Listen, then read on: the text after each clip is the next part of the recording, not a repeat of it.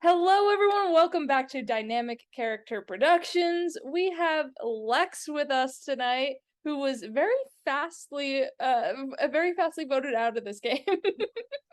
Oh, we won't say names, Emily. Yes, Lex is here with us today, and as always, joined by Alex and Lily.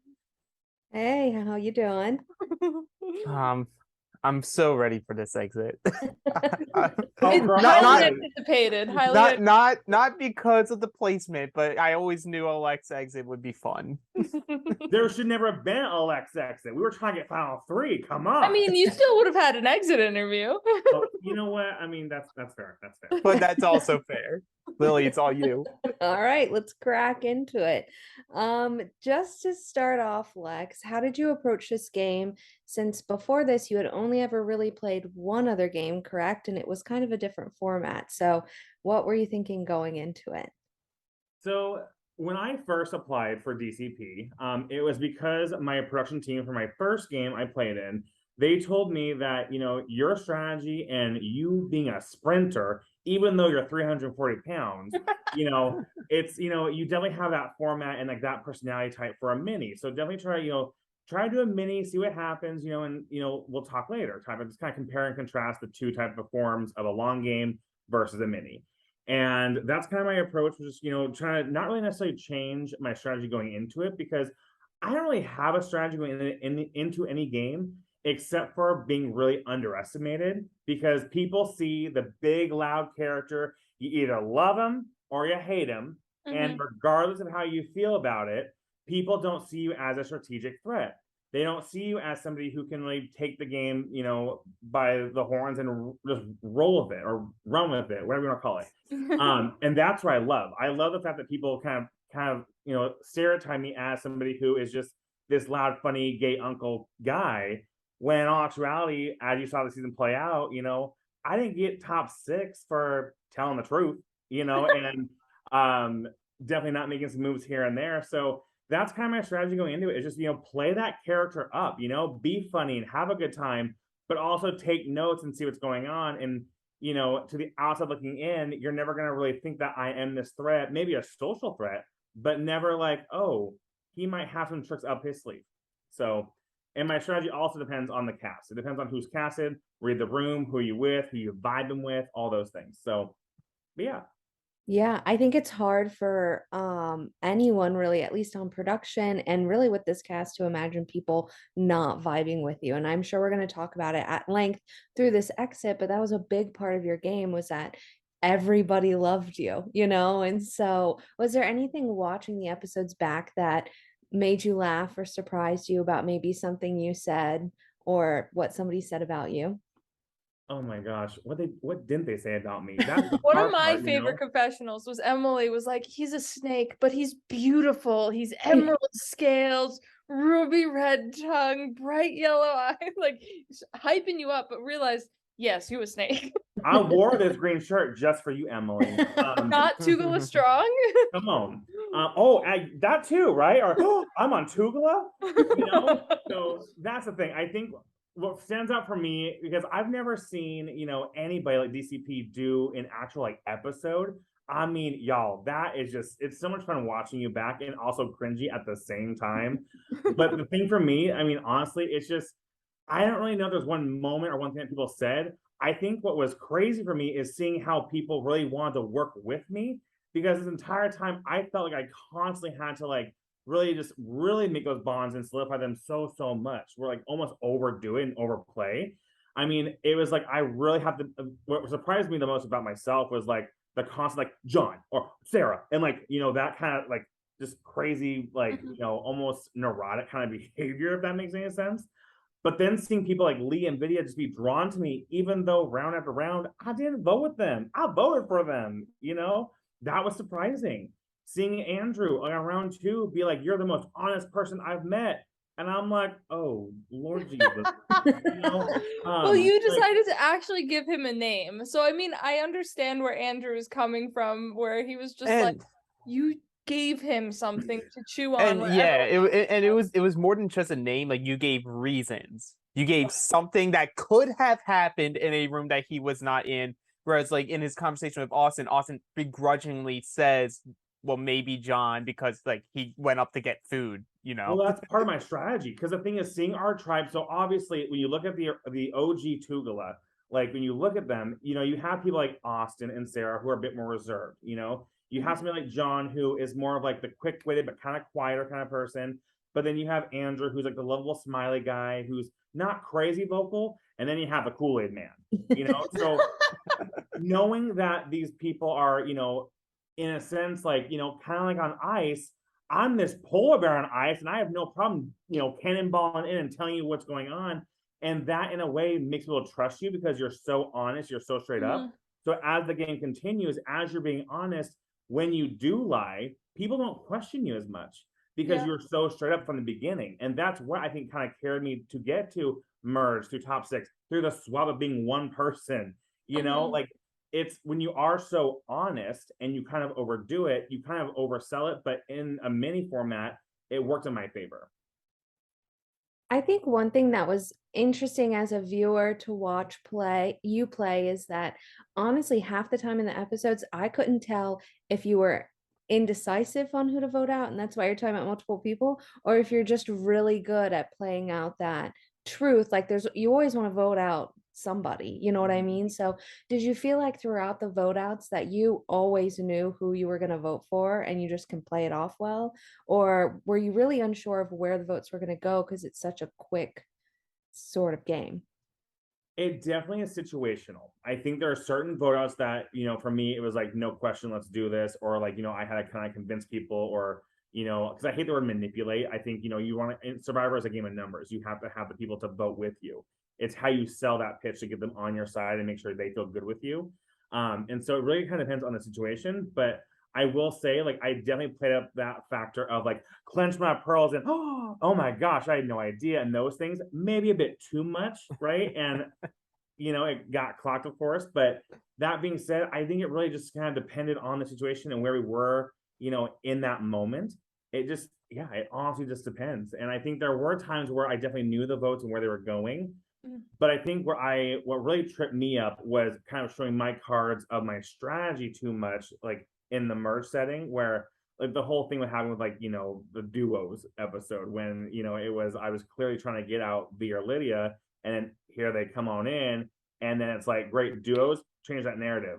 When that got clocked, there's no question that I was done for. Well, I just want to say, to your credit, in my opinion, we've only seen it really expertly managed in season 1 of our minis with Austin. You transition to new people joining breakout rooms so seamlessly. And that is like a hard thing to manage because, you know, people would jump in a room and it's just like, yeah, so, and you just like quick maneuver the conversation. I think it comes from just my background, you know, and like, because in my real life, I'm an event manager, you know. 1 hour I'm doing a vendor meeting, the next I'm talking to clients who are investors for our business. You know, there's so many ways you have to adapt and know, but then you're also talking to your staff and managing the people who are running the event. So for me, just kind of on the fly and kind of knowing how to talk to and approach people is one of my strengths. And in a weird way, in a mini format, like being able to kind of twist a narrative or say certain things and plant seeds, it kind of came naturally, which was kind of scary because here's the thing, my husband can tell you this too, and my friends will tell you this as well. I'm somebody in my real life, when I try to like lie and do like surprise parties or what have you, oh girl, I crack. And I'm the person who's like exposing all the secrets, like Christmas gifts. I'm like, I got you this, but act surprised for Instagram, you know, like those sort of things. So, you know, because that's just who I am. I'm so transparent to a fault. Watching it back, I use that mentality of like, I am an honest person, but I kept saying it to make them believe it, right? So, which also is stupid, but anyway.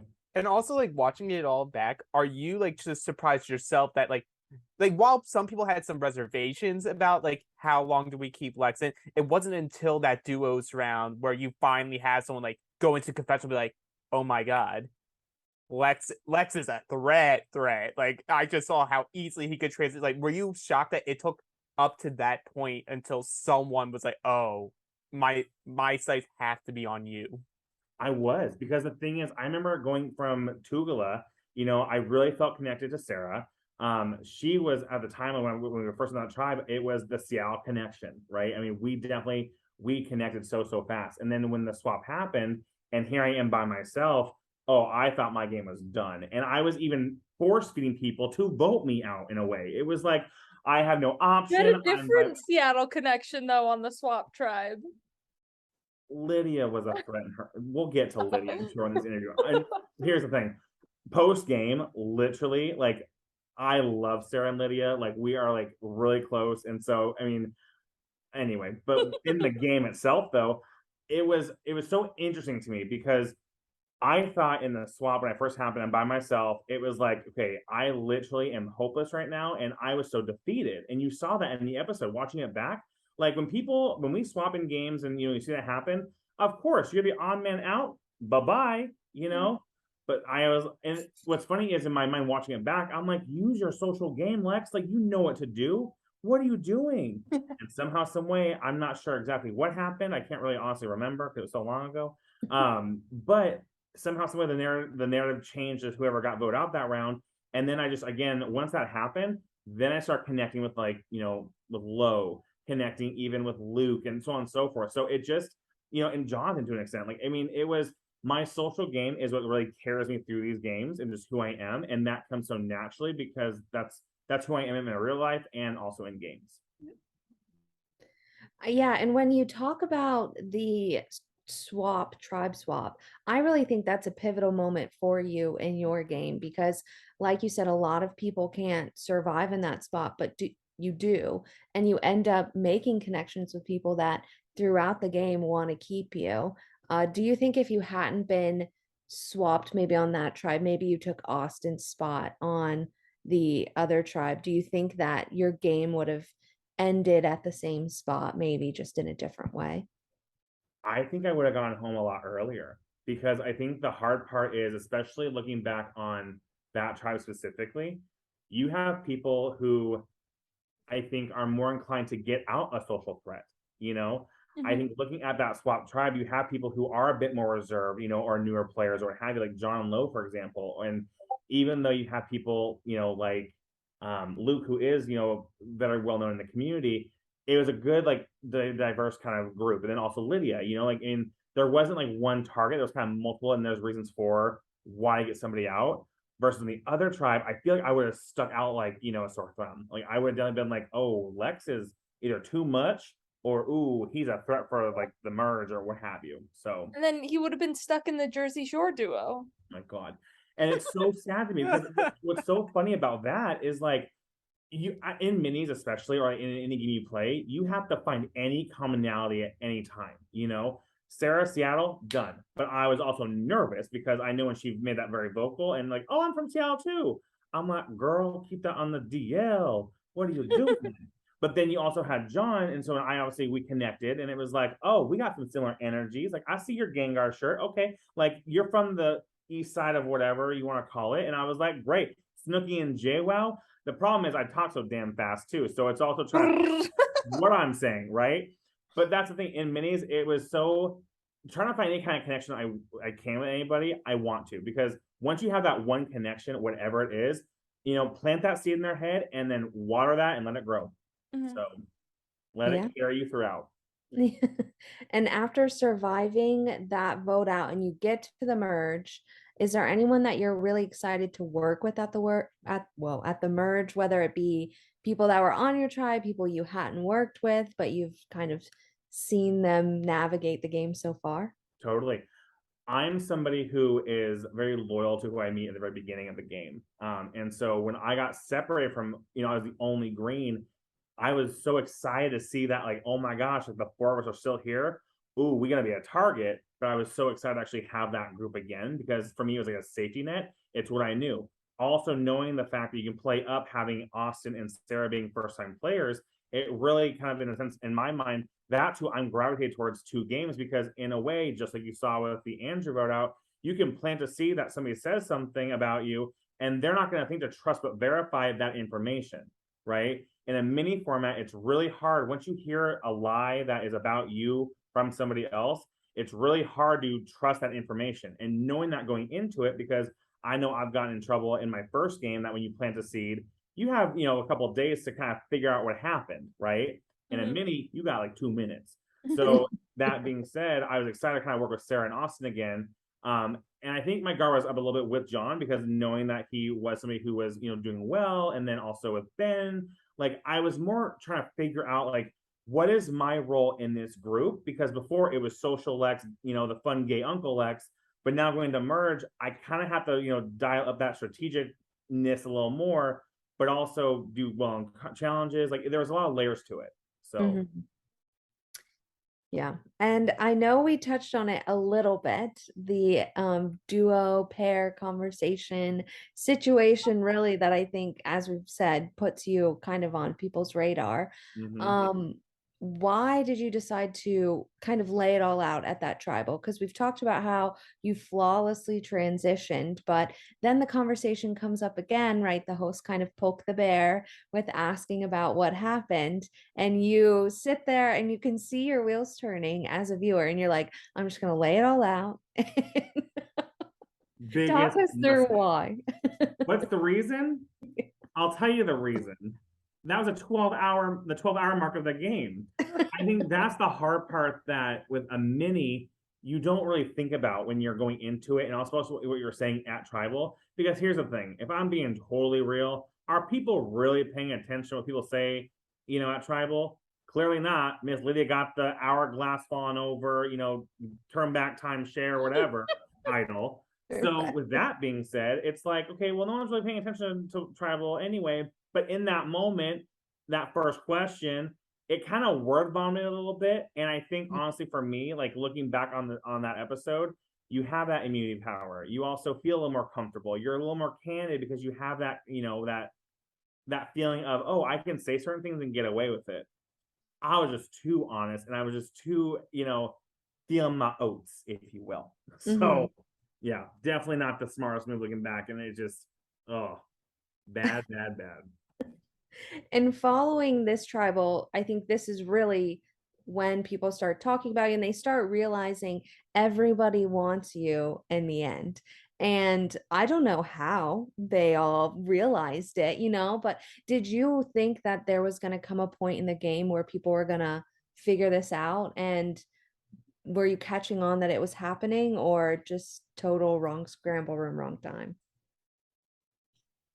I'm not sure, honestly. It's so hard to judge that and tell that, because I mean, I knew people felt good with me, and I almost had like multiple safety nets. So in my mind, my biggest concern was that people were gonna, be too vocal of like, oh, I feel good with Lex. Oh, you do too? Oh, wait, why? Because in my mind, that whole mentality of people saying like, oh, you're my number one, and the whole Oprah Winfrey offer of to everybody. I wasn't doing that, but I definitely knew that people felt good with me.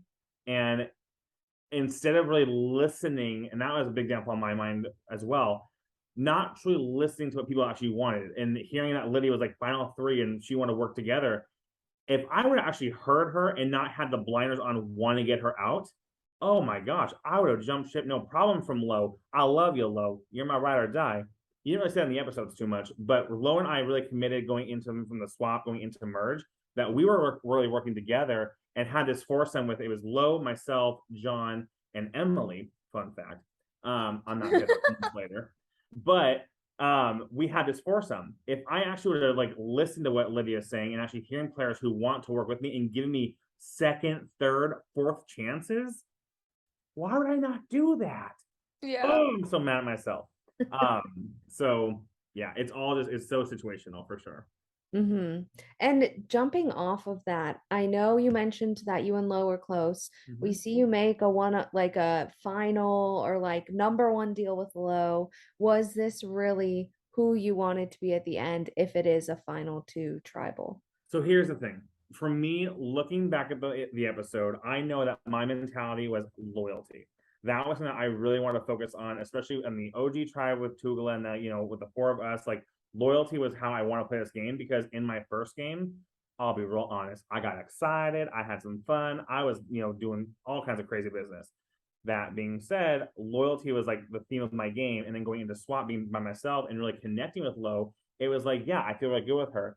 and then she felt good with Emily. Emily feeling good with Jon. I had not a connection with Jon previously, so in my mind, it made sense. And then, of course, as the rounds are continuing, what I forgot and what's happening in the mini in my mentality is like, I'm not thinking of beating these people at the end. And that's part of my downfall as well. What I had the blinders on was, okay, be loyal to who you're loyal with and like cultivate that relationship to really carry you to Final Four, to Final Three, so on and so forth. I forgot that, oh, I got to beat these people at the end. Oops. Well, I don't think that's a bad mentality though to have, especially in a mini format. It's like I have more than half battle. It's like about 80% of the battle is getting there to state your case. And like I don't like when people are like, oh, you know, I have to bring these specific people to the end with me. So like it creates more of a handicap for you where you're like, now it's like, oh, I have to be gauging the entire time who's the weakest person, and now I'm going to need to do everything in my power to make sure that specific person keeps coming, knowing eventually other people are going to think the same thing, and then you could be in the crosshairs instead of that person you're trying to drag along with you. So I almost feel it's almost better to be like, I'm going to be loyal to the people I want to be loyal with. I'll figure it out when I get to the end, but I'll say to try to beat them. Well, also, my strategy also was making sure, and you saw this in the challenges when we had like what was it called? Like grab coconuts or the coconut drop. Oh, yeah, Coconut drop lifelines. Yeah. Right. So in my mind, and also with other challenges too, like picking Vee for my partner for like the cup roll thing with like the cups, like for me, it was, and you saw it with Emily calling me out at Tribal. I never wanted to say a name because my mentality was, I'm good with everybody, right? As long as it's not my name at Tribal, we're good. As long as I'm good with everybody, in my mind, I focus too much on the jury management piece of it. Like even with Ben, for example, to Ben's face, I was your BFF. Y'all saw that confessional. I was like, bye, Ben. You know, so the thing of it is, like, I had that mentality of I want to make sure I'm as neutral as possible to make sure my jury management is good. So if and when I get to the end, I have the votes. And then I also have the story of exposing all the lies and how like I played Survivor, but yet you all, in a sense, got misted by me. I'm not gonna say it like that, obviously, but it would be that sell of I didn't hurt anybody. I was able to, be friends with you all, blah, blah. But then I also played the game on a strategic level and underestimated. So I played a UTR kind of game. Mm-hmm. So it was all those factors. And I got blinded by the loyalty of wanting to work with a foursome that I committed to in the earlier stages with Jon and then connecting with Emily and Lo in the swap.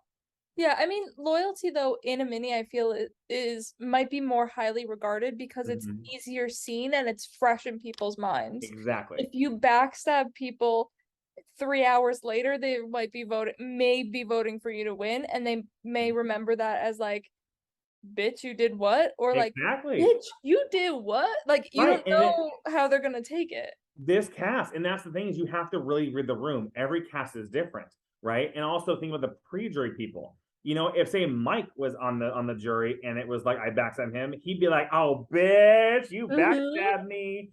But then if I said like, backstab Sarah, I could see her being like, "Bitch, you backstabbed me." So yeah, exactly. It really depends on the people and who you're with, and that's why in the merge tribe, you see these people who are really connecting on a personal level. So loyalty was, the priority in my game for sure in that mentality, and you have to read the room to know how you're going to get those votes. But also remember, you have to beat who you take to the end, though, Lex. So, it's a juggling act, right? Like, how do you do all this in the 12-hour time frame? So, I also think it's interesting because this season is different than what we've seen in a lot of previous seasons, in that everybody is thinking about the long game from like the first hour, right? That's why we see Mike leave. That's why we see Andrew leave, not because they were bad at the challenges and you just don't want to go to tribal next. It's who can I beat at the merge? And then when people are getting to the merge, it really kind of shifts to who can I beat to who can I trust? And I think that normally it's kind of reversed. And so it's interesting, but I think everybody kind of played this season like that. Yeah. So I don't really know what sparked it, but I think it's interesting that you realize that as well. Yeah, and that's the thing is like, and that's why every game is so different and unique. Every single cast, every single tribe that you have. I mean, it's just that's why for me, like my strategy going into the game, yes, the roots of who I am is be that social butterfly that can talk to anybody in the room. but be underestimated. You know, like that's my strategy, but it also depends on time, place, and manner of when you pull out certain cards and do and play how you see fit. You know, I mean, it's so dependent on the cast for sure. You can't have the same strategy going to every single, you know, game. If you do, it's, you know, it's going to be your downfall. 100%. I agree. And I know you mentioned a little bit of why, you know, in the round where you inevitably go out is you have 3 minutes to talk, right? And so there's silence. And so Emily being Emily is like, Lex, like she throws it all out. And we see, you know, Sarah and Lydia are trying to help you. They say, who do you want, Lex? Who do you want? And you like panic. Why do you not throw out a name, especially a name that isn't asking you for what you want, maybe Vee or Jon? Yeah, I think his only option is Jon, though. If Lydia is asking you where you want, and it can't be Vee. That's the hardest part. Where I was so caught up in looking it back, I know what I'm thinking. It's that you have this final four, you know, with Emily, and one of your four just like in a sense threw your name out there. I think it's the shock of like, bitch, say what? And then it's if I somehow get out of this, I'm not working with her, but then do I work with Jon? Do I work with Sarah? Like Lo's gone. Like, I mean, it was in the back-to-back, when you lose an ally like Lo, who is your ride or die, and then you have the franticness of like trying to organize 52 cards when you only have 51. Stupid. I mean, if you ever play a mini and you have cards, make sure that you have all 52 cards, not 51. Just a little tip for people out there. And then you go into that live situation of a live vote. It's like, oh my gosh, like, what do you do? So it was so fast. And it's like, I don't know even what to do. And also the mentality of stay neutral, adhese the jury, get those votes, be lovable Lex. My downfall. You know, it was my biggest pro in this game. But it's also why I left this game. But not at a bad spot. No, I'll take top 6. Yeah, I would too, any day of the week. Do you think my highest placement by far? So yeah, I'll take top 6. Well, and here's what's funny. I mean, you see it with you. I mean, if you go dig up those archives of when people are doing like the fantasy draft and people voting for who they want to win, my name is never on the table, and I love that because people don't think the big jolly Santa Claus guy is gonna go ahead and steal all the presents. So for me, I really like knowing that, you know, it's like, in a way for me too, on a personal level, when I get told I can't do something, oh baby, let me show you. Yeah. So but it's also out of good fun though. It's all perception based, right? Everything is perception. And so it's really just trying to see what you can do for your own game. And honestly, like for my second game, my first mini, I was so excited to be top 6, and I thought I did a relatively good job. And I feel like for me, I learned a lot about not only my strategy in that game in that moment, but also from other players. You know, watching it back and seeing how people talk in this game and seeing Jon, seeing Lydia, even Lo for her first time. I mean, there's so many tools that are now on like my tool belt and like how I can use that in future games and many other players too. This was a phenomenal stacked cast. So awesome time for sure. No regrets. Well, I just have one question before we go to Facebook, or if the other two lovely hosts have one. Since the talk of pairs was really the turning point in your game, if you played a pairs survivor game and had to pick somebody from the cast, who would you pick and why? Oh, that's so hard. I love everybody. Our cast, I mean, even Emily, right? Like, we have such a great rapport postseason. And I mean, Trinity Falls, I mean, we're a weird little bunch of misfits, and I love it.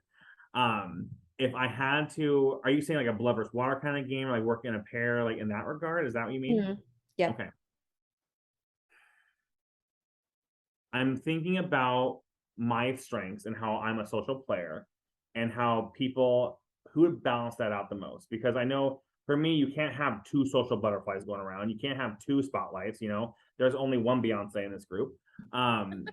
But with that being said, though, you have to find somebody who also can, you know, really think differently than you as well. So my thoughts right now are Andrew, Austin, Lo. Sorry, I'm doing the whole cast. Oh my god. Sorry. I'm just, because the thing is, like, I'm not like a comp person. Like, I mean, yes, I won one, but like I don't really win a lot of comps, and I'm competitive, but I always come up short.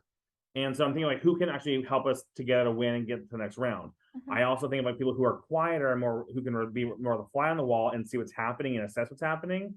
So I can come and tell that fly, hey, here's what's going on. And it's like, hey, let's kind of dissect this a little bit and have a game plan. So I might honestly, in that regard, I might pick Lo. Because Lo is somebody who, yes, is a social player, but she's not in your face about it. And she does have a UTR kind of vibe to her.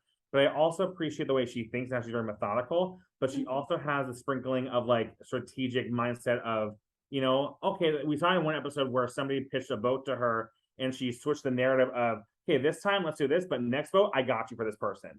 She has a way of being likable and trustworthy when, you know what, she might be the most smiling assassin kind of person and under the radar like there is. So I think if I had to pick somebody, I would probably pick my girl Lo. I love it. But I need to see that chaos of Lex and Lydia. Here's the thing though. if I was gonna go on actual Survivor and we got casted for, you know, just like the fuckery of everything and just having a good time. Oh, get me Lydia, give me Emily, give me Jon, you know, like let's have some fun, baby. Give me Ben. Oh my god, can you imagine? Oh my gosh. Austin, you can't take Ben away from Austin. Oh, watch me. I do have a question before Facebook though. What was your favorite challenge? Whether it be tribal or individual. You all did. I love the challenges first and foremost. Like they were so creative and they were so different. For me, I think my favorite challenge looking back, I really liked the suck and blow challenge because I did well. That was fun. I love the relay. I mean, when you have like a team atmosphere as well, like I really like, because that tells you kind of like who your team is and who your strengths are as well, and like the teamwork and camaraderie. I love icebreakers, so like that's just me as a manager in real life, but also so I love that kind of vibe. Yeah. There's that word again, vibe. It's a theme of the season. Amen. But no, honestly, I don't have a favorite because the thing is, they're all a good time. I will say, like the one I did not like at all was the endurance one. I mean, I'm not an endurance queen. No, ma'am. So y'all can say it to me all you want. No, not for me. You did last longer than other competitors. I'm competitive as all hell, and my calves are still paying for it. Like, I mean, like it's been like what 6 months now, and girl, my veins are still popping out. But anyway, no, it hasn't been quite 6 months. It was May. Was it really only May? It was Memorial Day. It was the end of May.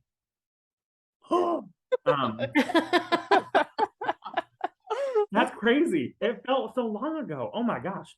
But also it feels like yesterday too, because I mean it's just again the cast and these people I have met.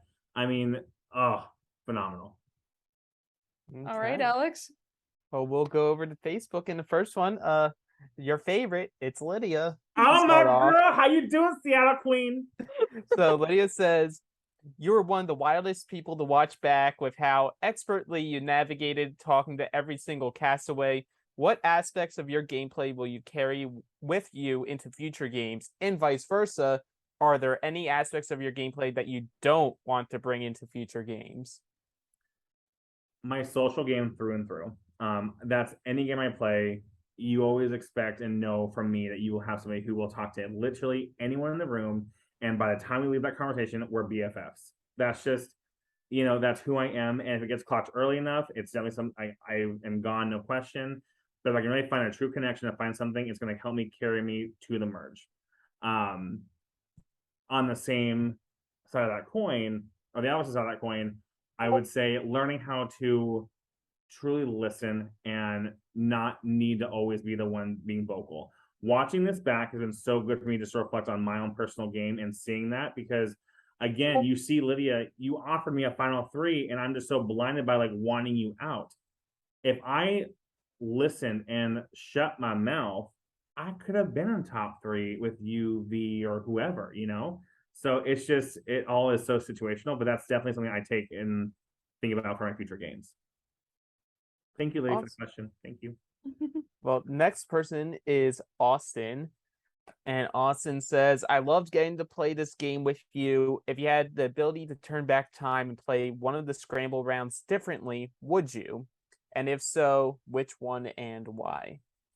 Definitely the one where I won immunity. That was the moment in my game that I think really started going downhill, and it was not just a slippery slope, it was like a vertical incline. I mean, the minute I got clocked from Emily, and those kind of like, small seeds were planted about my game and who I was, definitely did me in this game. And I think if I were to approach that round again how I did when I first got the immunity, people were kind of telling me good job, and then I was kind of quiet. If I would just kind of carry that throughout that round, I think I could have been safe for a few rounds to come. So absolutely. Next question is from our Monte Carlo rep, Nick Cannon, but not that Nick Cannon. Also fellow Seattleite. Yep, also part of the Seattle King, Alliance. How you doing? Okay. He says, for Lex, what could you have done differently to manage your threat level?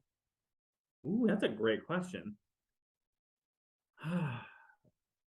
The obvious answer here is to, again, just know when to talk, right? And know when to like keep your mouth shut. But diving a little deeper than that, I think to manage my threat level, is to know, I guess, know when to make moves. I think something in my mind, and like, I guess to manage my threat level, what I'm trying to say right now is there's a time, place, manner for everything, right? Every conversation, every joke you say, to doing a blindside. And I think for me, it was constantly being on edge of trying to do so much so fast. So to manage my threat level, understanding myself better and knowing time, place, and manner to when to do certain things, when to make certain jokes, when to ask certain questions that bond with people, so that for me would also really play in my favor to then get me to a further game, to really, really connect with people, but also not be seen as a threat for sure. Like Jon did it flawlessly, where he was throwing challenges, not being seen as a threat. He also knew when to be kind of be reserved, when to talk. So it really, I mean, that for me was just, that's what I would do for sure. So thank you, Austin and Nick, for the question. Okay. Next is from our production member, Greg. Lex, who from the pre-merge do you think would have gone far if their game wasn't cut short? Jonathan, without a question. That man was robbed. And no offense to all people in the pre-jury, but also Andrew too. I mean, and I think those two are who come to mind for sure, because I mean,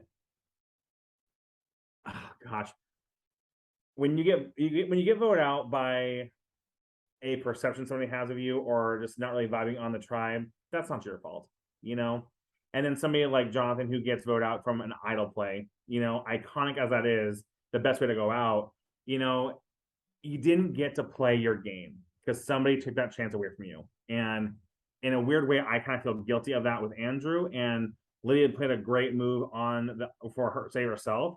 But I also know Lydia, on a personal level now, and I know how she feels about doing that to people, to give them the chance to play, especially a first-time player like Jonathan. So I think it's that weird conflict of interest of, you want to really like be friends and have a connection, but you're also playing a game that's full of lies and deceit. So it's like, how do you balance that? And being an emotional love crab, a Cancer, I mean, it's tough. But those are the two that come to mind for sure. Yeah. I relate so much on the Cancer stuff. I don't know anything about my signs, but I know that's what I am. We loyal and we cry. So yep. Facts. Yep. Our next question comes from the tricky dictator himself, Ben. My top. How you doing, boo? Lex, if you win immunity at 6, who would you have tried to get the vote onto? Lydia. I was after her because I was so threatened by her boss ass energy. And the thing is, like, during the episodes, like, you don't see how social she is as well. I mean, she is social, but the entire time she's on the bottom, but people are scared of her. She's making moves, she may not be that great at challenges, but she gives it her all, and she is somebody who, when you have somebody like that in the game, who is just going 100% at all times, that marathon person, ooh, that's scary and dangerous. And so, I mean, again, if I had that protection, I would come after her, and if it wasn't her and she would say she had an idol, great, Vee, because again, it's that duo and me being loyal to the people I was with and being blinded by that. Yeah, and this final 6 vote, you came in, you're like, I don't know, Lydia, and then you were like, oh wait, do you need me to hold this up? I was like, no, I got this, because you had written Lydia so many times that I had your script perfect for Yeah, it. I mean, that's the thing. I mean, I was like, oh gosh, I was feeling my oats in those confessionals, and I was having so much fun with that. That was a fun time, but yeah. Yeah, I know we make so many jokes about Ben constantly writing Austin's name in our group chats, but I think Lex and Lydia's name have more of an attachment than that. That is true. Yeah, love you, Lydia, and I just, yeah, I'm so glad she's in my life, and she's also local with me, so always good. All out of love. Well, our next question is from McKenna Inglis, and she says, Lex, you were so fun to watch play. What would you say your spirit animal is and why? My spirit animal is definitely a grizzly bear because I am somebody who is, just open arms. I love you. Come on, I'll give you a big old bear hug. But if you fuck me over or you do anything in the realm to get me or whatever, you best believe the claws are coming out and we're gonna come get after you. So Papa Bear energy, baby. Love it. She has a follow-up question for you as well. If you had to do an escape room with 3 people from the Trinity Falls cast, who would you want in the room with you and why? I hate these questions about, trying to find people gotta pick because I love them all. He's trying to still jury manage, guys. I am. I want to win. No. Oh my goodness. So here's the thing. Okay, my mind goes to 2 places. Am I trying to actually get out of the escape room and try to win this and beat this comp? Or am I trying to just get drunk with some friends and have a good old time? Both. Okay. Both. I'm trying to win the comp. I'm definitely picking Lydia. I'm definitely picking Austin. And let's throw in Ben there. I think he's a smart guy. Mm-hmm. If I'm trying to just get drunk with some friends and just, sit in the room and play Duck Duck Goose, I'm probably going to pick, oh God, the entire cast. I can't. I can't. I was thinking, I'm like, oh, definitely Lo. Oh, definitely Jon. Oh, no, I want Selkirk in there too, because Selkirk, he's funny. And if y'all don't know Selkirk, you need to. Just everybody. The thing is, this cast is just so good and so stacked, And honestly, oh my gosh. Even though I didn't even know Mike, I wish I would have known. Can you imagine if Mike and Lex were somehow some way on the same tribe or got together? You want to talk about crazy shit and shenanigans. Woo-hoo. Anyway, but yeah, I can't pick everybody. We'd all be in escape. We're having a good time. I'm sorry. All crammed into one room. Yeah. All 15 in one room. Love it. Our next question is from the co-host of the unofficial official VL, Victoria, and she says, Lex, I like this question. Was there anything you tried to do differently in this game compared to your first game you played? Absolutely. My first game, oh honey, I thought I was Sandra Diaz Twine. And I literally thought that I could go ahead and put Pats in fires. I could dump out the rice. I was just going all the way batshit crazy. But I had great allies with doing that, and somehow, some way I didn't win, but I was so messy and I was telling lies just to tell lies. I wasn't thinking things through. I wasn't thinking on a strategic level. I was just feeling my survivor fantasy. This new game and how I approached it was you have to have an intention because every intention has an outcome. That's kind of how I see this game. When you do anything in this game, right? What's your intention behind it and what are the ramifications by doing that intention? So again, every intention has an outcome. And that's how I'm thinking in this game. And that's the kind of person that I am playing in these games and also in life. I think that that's really important. You have to really know to not just adapt and know how to be social in games and whatnot. Those things I can do in my day-to-day, no problem. So to answer Victoria's question, it's just really knowing what's your intention behind doing something. When I don't pick people on the coconut drop because they're, gets me out and have that target, it's staying neutral, right? Because again, I want to be seen as that person who is good with everybody and can, be kind of float, right? And be in that middle game, if that makes sense. And that's definitely not the person I was in my first game. So, well, that was a great answer. But on to our next question from Carrie. Carrie says, Lex, this is a quick question for you. You have to think fast here. Mai Tais or margaritas? Mai Tais. There you go. Was that it? That's what she wanted to know. Yeah. He was ready, just like the deck of cards. I know. I love throwing these people off. I was so excited. Sorry. You know, I was like, oh, we're doing cocktails? I got you. Let's go. Like, Good choice, though. Good choice. And I'm not a tequila person. I'm sorry for all tequila lovers. I can't do tequila. You and me both. And McKenna actually stole Kylie's question about the challenges. So I have one for you. Which all right. We got some room here. So Lex, you just mentioned how like you thought you were Sandra Diaz Twine playing it all the way. By the end of this game, you got to watch it all back. Is there a Survivor player that comes to mind that you feel you played, like your Trinity Falls game in particular, you could compare it to? Oh man. So I think I said this on the application when I first applied for this game. It was, who do you think you want to play like, and who do you want to play, or who you actually play like, right? I'm pretty sure my answer, and correct me if I'm wrong, was Pia from Australia, Contenders Champions, and then Andrea. Is that correct? I know Pia was definitely on there. Okay. That is definitely, so looking it back, and maybe I am wants to play like Pia and actually play like Andrea. Yes. Okay. So Andrea is somebody who lovable, right? Everyone likes her, maybe a bit naive at times, but she can talk to anybody in the room. She flirts. I talk. Like, you know, she likes to she just talks to anybody and what have you. She's pretty loyal to people she's with, but it could get blindsided. Definitely I can get blinded by like my loyalty and who I want to work with. So, but watching this back, I do think that there's elements where I was that, I said it earlier, low, but I think I kind of was that smiley assassin Pia.